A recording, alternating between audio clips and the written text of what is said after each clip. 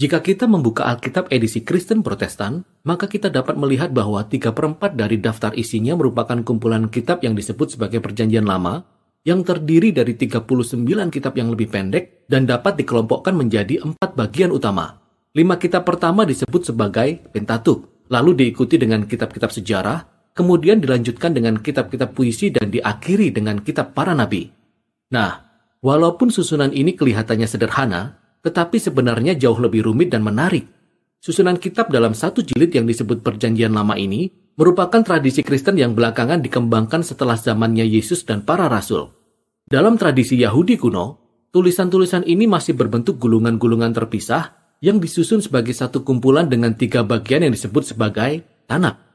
Tanak merupakan singkatan dalam bahasa Ibrani untuk Torah yang berarti pengajaran, Nevi'im yang berarti nabi-nabi, dan Ketuvim yang berarti tulisan-tulisan. Tanak memiliki kitab-kitab yang sama dengan Perjanjian Lama Protestan, tetapi susunannya berbeda.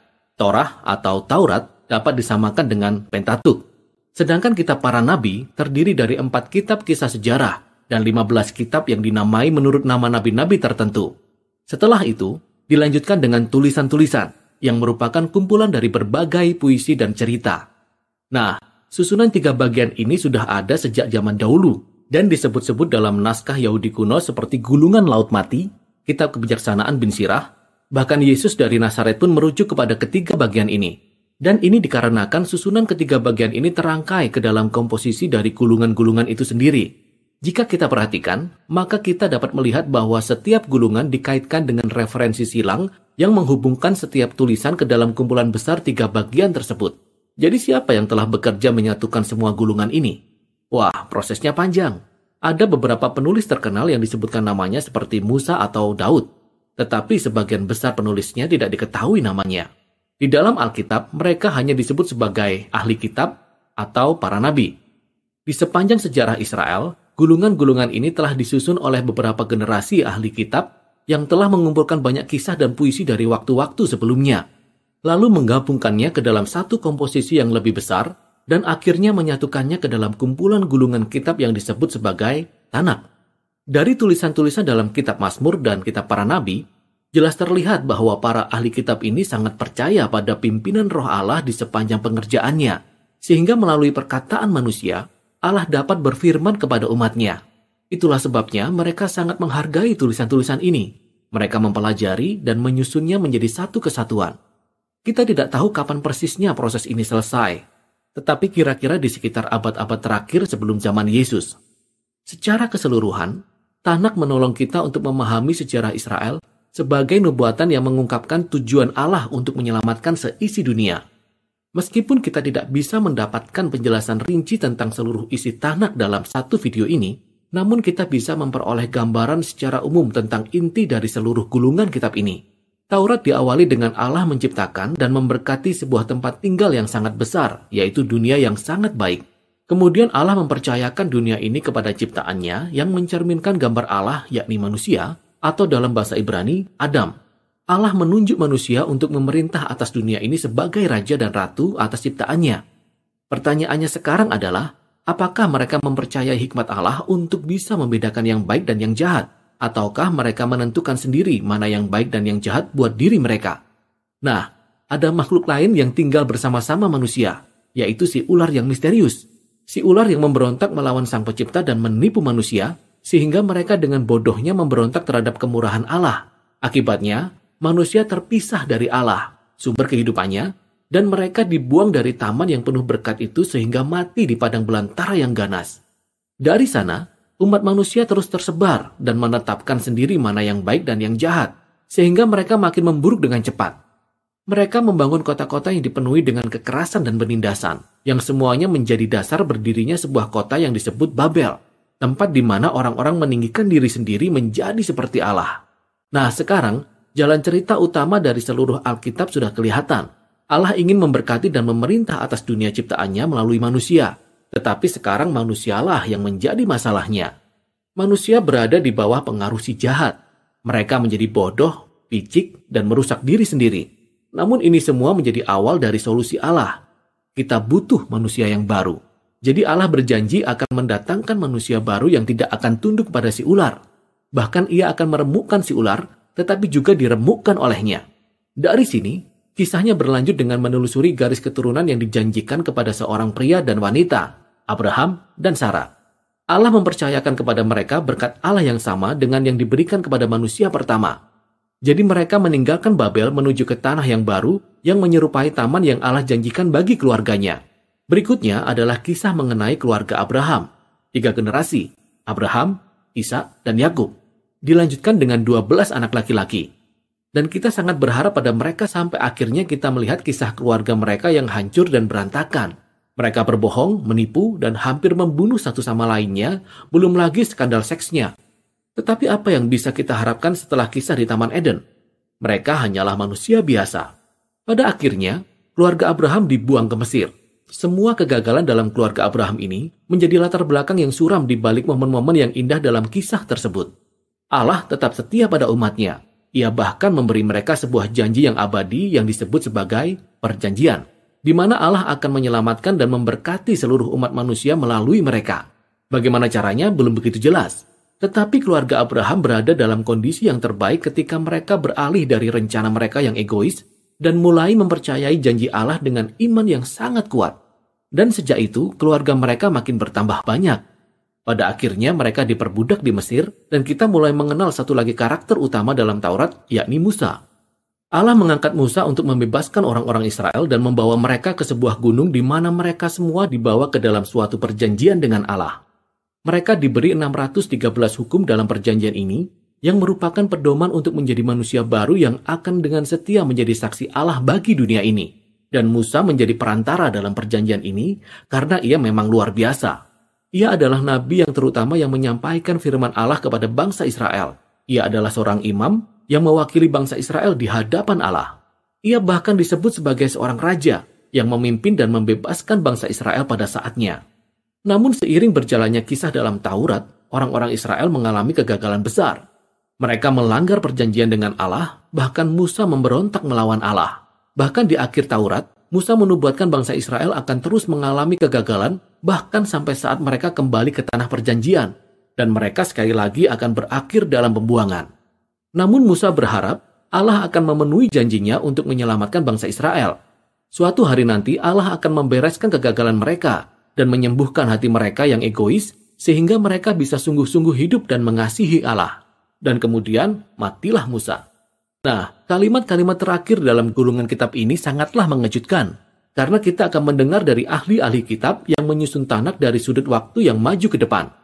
Mereka merenungkan kembali kisah Musa dari sudut pandang mereka dan menyatakan bahwa dalam sejarah Israel, nabi seperti Musa tidak akan pernah ada lagi. Wah, aku berharap seorang nabi, imam, raja yang seperti dia akan datang lagi. Dari sini kita beralih ke bagian Nevi'im yang terdiri dari 2 kumpulan. Yang pertama, nabi-nabi awal. 4 narasi tentang kisah bangsa Israel di tanah perjanjian yang diceritakan oleh para nabi dari sudut pandang di masa depan. Pada awalnya semua berjalan dengan baik di bawah kepemimpinan Yosua. Kita tahu bahwa ia menjadi pemimpin yang sukses karena ia seperti Musa dan selalu merenungkan kitab suci siang dan malam. Tetapi akhirnya, Yosua pun mengalami kegagalan. Inilah awal dari kejatuhan bangsa Israel yang panjang dan menyakitkan menuju kehancuran. Tepat seperti yang telah diperkirakan oleh Musa dan dalam kisah di Taman Eden. Kebanyakan kisah ini berfokus pada kegagalan para raja, para nabi, dan imam-imam Israel. Bagaimana mereka telah berbohong, menipu, saling membunuh, dan menyembah berhala. Pada dasarnya, kisah ini mengulangi kisah kegagalan para leluhur mereka tetapi lebih lama dan lebih mengerikan. Namun ada titik terang, di mana Allah menegaskan kembali janjinya untuk memberkati seluruh umat manusia melalui seorang manusia baru, yaitu seorang raja dari garis keturunan Daud. Dan kita dapat melihat beberapa kisah seperti Daud atau Salomo yang mengalami saat-saat seperti Abraham ketika mereka mempercayai Allah.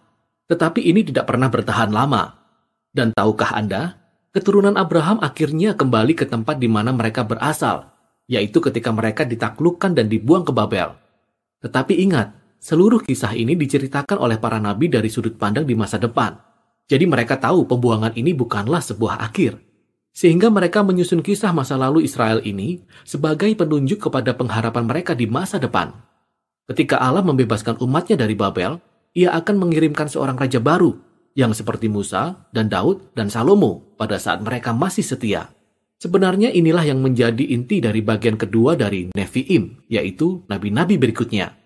Ada 3 tulisan panjang dan 12 tulisan pendek yang terkait dengan nabi-nabi tertentu, yang memang sengaja disusun untuk mengingatkan kita akan 3 plus 12 leluhur sejak kitab Kejadian, yang kisah kegagalannya juga mengandung benih-benih pengharapan di masa depan. Gulungan kitab para nabi ini memiliki banyak referensi silang yang menghubungkannya dengan kisah dalam kitab Taurat dan para nabi, dan kemudian melanjutkan kisahnya lebih jauh. Tugas nabi-nabi Israel adalah menjadi seperti Musa dengan menuduh Israel lama atas kegagalan dan kejahatan mereka, dan juga memperingatkan mereka akan ganjaran yang terus membayang-bayangi mereka, yaitu hari Tuhan, yang akan berakhir dengan kekalahan dan pembuangan di Babel. Tetapi para nabi juga berjanji bahwa Allah punya tujuan untuk memurnikan umatnya dan menciptakan kembali Israel yang baru yang setia seperti Abraham. Mereka akan hidup dalam perjanjian yang baru dengan Allah, di bawah pemerintahan penguasa yang dijanjikan itu, yang digambarkan sebagai Musa yang baru, tetapi dipanggil dengan nama Daud. Ialah yang akan memulihkan berkat Allah bagi seisi dunia.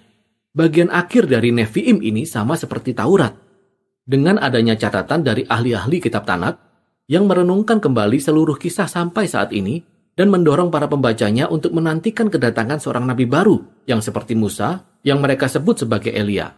Ia akan mengabarkan kedatangan Allah Israel yang akan memurnikan dan menyelamatkan umatnya. Dari sini, kita beralih kepada bagian ketiga dan yang terakhir dari Tanakh, yaitu Ketuvim, yang berisikan kumpulan gulungan yang beragam. Masing-masing gulungan terhubung kembali dengan topik-topik utama dalam kitab Taurat dan para nabi, dan dikembangkan lebih lanjut menggunakan referensi silang yang sangat rinci. Misalnya gulungan kitab Mazmur diawali dengan 2 puisi yang selaras dengan bagian awal dari kitab Taurat dan para nabi. Dalam Mazmur pasal yang pertama, kita akan bertemu dengan orang yang benar, yang digambarkan sebagai Yosua yang baru, seorang pemimpin sukses yang merenungkan kitab suci. Ia seperti seorang raja yang dijanjikan oleh Musa, dan seperti pohon kehidupan yang abadi di Taman Eden. Mazmur pasal 2 kemudian memperkenalkan sosok ini. Dialah raja yang dijanjikan, anak Allah dari garis keturunan Daud, yang akan mengalahkan kejahatan di antara bangsa-bangsa dan memulihkan berkat Allah bagi dunia. Dan seterusnya gulungan kitab Mazmur mengajarkan kepada umat Allah bagaimana mereka harus berdoa saat mereka sedang menantikan pengharapan di masa depan ini. Lalu ada juga gulungan kitab-kitab hikmat yang membahas beberapa pertanyaan yang paling sulit dari kisah yang ada dalam kitab Taurat dan para nabi. Nah, kitab Amsal terdengar seperti Musa yang berbicara dalam kitab Taurat. Percayalah kepada Allah, tetap setia dan taat, maka engkau akan memperoleh kedamaian dan keberhasilan. Tetapi kemudian ketika Pengkhotbah dan Ayub mengingat kembali sejarah bangsa Israel yang berliku, mereka berkata, "Ya, kami sudah mencoba, tapi tidak semudah itu." Ketiga kitab ini secara mendalam berbicara tentang apa artinya hidup dengan bijak di dalam dunia Allah yang baik, tetapi seringkali membingungkan. 2 kitab terakhir dalam Tanakh memberikan masukan yang sangat penting. Gulungan kitab Daniel melihat kembali sejarah panjang kegagalan dan penderitaan bangsa Israel sebagai pintu pengharapan yang istimewa menuju masa depan baru bagi dunia. Suatu hari nanti, manusia baru yang dijanjikan dalam kitab Taurat dan para nabi akan datang.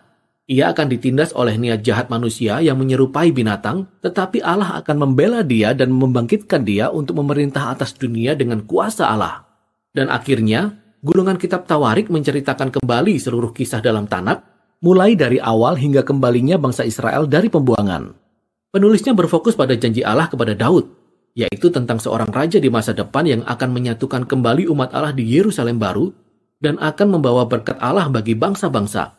Baris terakhir dari gulungan kitab Tawarik ini telah dipadankan dengan tulisan-tulisan penting dari seluruh kitab Tanakh. Kalimat ini terus memberikan pengharapan untuk akhirnya bisa kembali dari pembuangan dengan datangnya seorang Israel yang disertai oleh Allahnya, sehingga ia bisa pulang ke Yerusalem dan memulihkan Yerusalem yang baru. Dan demikianlah akhir dari kisah ini. Tanakh merupakan kumpulan dari gulungan kitab Ibrani kuno yang disusun secara terencana dan penuh keagungan.